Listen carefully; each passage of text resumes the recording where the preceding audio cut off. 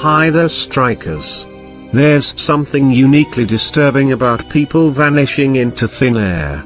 Read about these incredibly strange, unsolved cases. Although these disappearances span centuries, locations, age ranges, and circumstances, there's one common thread shared between them: a lack of closure.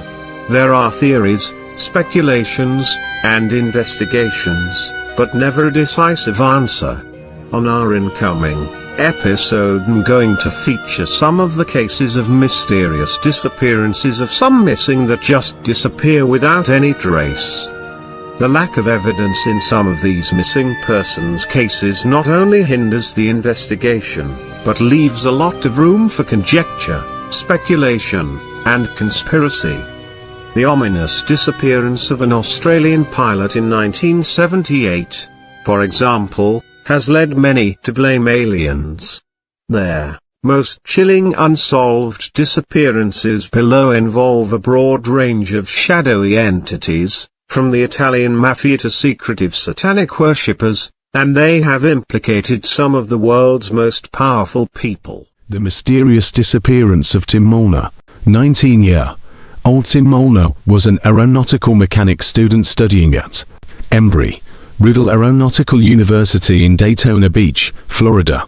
On the morning of January 24, 1984, he left his home to go to class and never returned. The last person to see him was his 14-year-old brother, Frank, who he dropped off at school.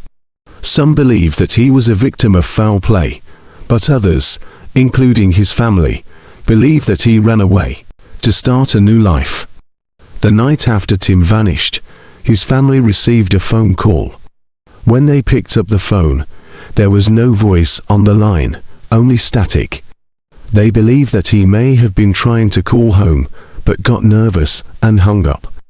2 weeks after he vanished, his family learned that on the day of his disappearance, he stopped at a gas station in Lake City, Florida, and paid for a tank of gas with his parents' credit card.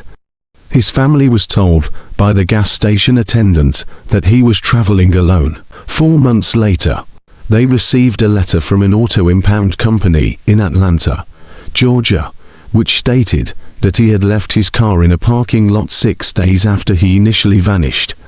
The lot was just 1 block away from the Greyhound bus terminal. The case of the disappearance of Tim Molnar has always been mysterious. The family seemed to have had no clue or hint that Tim might want to take off. He wasn't a troubledy kid by any account.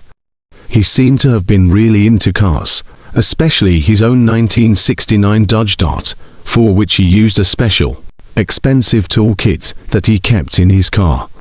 Tim's family phoned the police on the evening of January 24th when he failed to come home. Tim's family found his driver's license, wallet, credit card, and other items in his car, suggesting that he had changed his identity.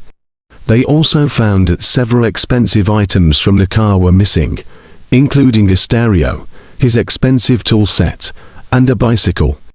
They are uncertain whether he chose to disappear or if something else happened to him. For some reason, he took no clothes with him other than the ones he was wearing. However, just before leaving, he took out nearly all of the money from his savings account. Interestingly, he left $10 in it, possibly a way of saying that he may return one day. Now, over a decade later, Tim's family believes that he is still alive and want him to come back home. If he does, he would be heir to a $50,000 fortune, as a relative passed away just days after he vanished. Then the Molnars received a letter from an auto impound company in Georgia. Apparently, 6 days after Tim vanished, his car had been abandoned in a parking lot, 1 block from Atlanta's Greyhound bus terminal. A new stereo, Tim's expensive tool set, and a 10-speed bike he had packed in the trunk were all missing.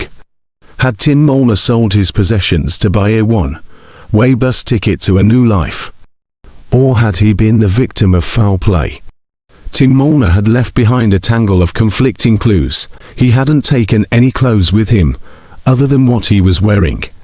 However, Just before leaving, Tim had withdrawn nearly all the money from his savings account, leaving a balance of $10, as though he might someday return. If and when Tim Molnar returns home, there will be much to talk about. His little brother has grown up to be a financial consultant and his sister is a doctor. Both are married and Tim is now an uncle.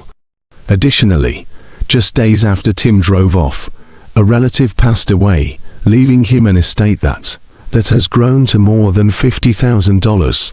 On November 8, 1996, Tim Molnar's parents received confirmation that the remains of a body found in the woods in Neosho, Wisconsin were those of their son.